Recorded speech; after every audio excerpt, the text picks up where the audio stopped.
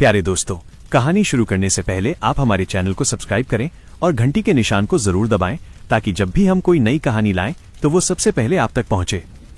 अगर आपको नींद नहीं आती या मन बेचैन रहता है तो ये कहानी सिर्फ और सिर्फ आपके लिए है। तो अब अपने कमरे की सारी लाइट्स बंद कर लीजिए, आराम से लेट जाइए, अपने शरीर को बिल्कुल ढीला छोड़ दीजिए और अपनी सांसों को महसूस कीजिए। ना ज्यादा तेज न बहुत धीमी, बस वैसे ही जैसे ठंडी हवा धीरे से चेहरे को छूती है। अब हर चिंता, हर सोच को एक एक करके बाहर निकाल दीजिए। आप और हम बस इस पल में हैं। अब तैयार हो जाइए, क्योंकि हम लेकर आए हैं एक ऐसी कहानी जो सिर्फ सुनने के लिए नहीं, महसूस करने के लिए है। विनय प्रकाश उस रात फिर से अकेला था। छोटा सा पहाड़ी स्टेशन, चारों तरफ सन्नाटा, ऊपर टिमटिमाती पीली बत्ती और दूर पहाड़ों के बीच से आती ठंडी हवा जिसमें सूखे पत्तों की सरसराहट घुली हुई थी। अभी कुछ ही देर पहले आखिरी यात्री गाड़ी सीटी बजाकर निकल गई थी।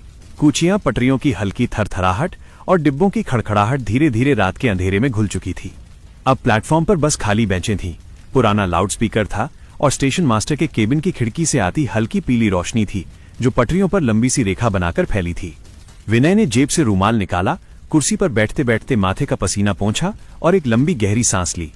रात की ड्यूटी उसे हमेशा से भारी लगती थी, लेकिन आज की रात में कुछ अलग सा बोझ था। उसने सामने रखी दीवार पर टंगा टाइम टेबल देखा। हर गाड़ी का समय, नंबर और नाम वो वर्षों से पढ़ता आ रहा था। उसकी आंखें लगभग रट चुकी थीं कौन सी गाड़ी कब आती है, कब रुकती है, कब आगे बढ़ती है। पर आज जब उसने जरा ध्यान से देखा तो बीच की एक लाइन पर नजर अटक गई। रात 2:10। आगमन माइनस विशेष गाड़ी, नाम माइनस हल्की सी धुंधली स्याही में, जैसे किसी ने लिखकर मिटाने की कोशिश की हो पर पूरा मिटा नहीं पाया हो। विनय की भौहें सिकुड़ गईं। उसने कुर्सी से उठकर टाइम टेबल के पास जाकर देखा। उंगली से हल्के हल्के अक्षरों को छुआ पर शब्द साफ नहीं बने। केवल इतना लगा कि वहां पहले कुछ लिखा था, फिर उस पर नई परत चढ़ा दी गई है।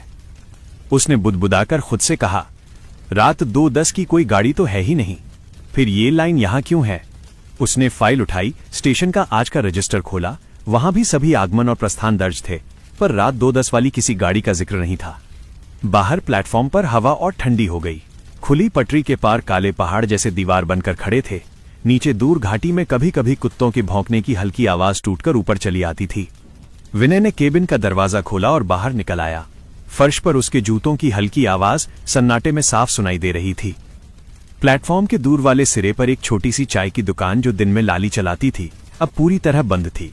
उसके सामने रखा स्टोव ठंडा हो चुका था और उसके बगल में वही पतली सी टेबल जिस पर अक्सर छोटा सा किशन गिलास धो धोकर सजाया करता था, अब खाली खड़ी थी। विनय ने चारों तरफ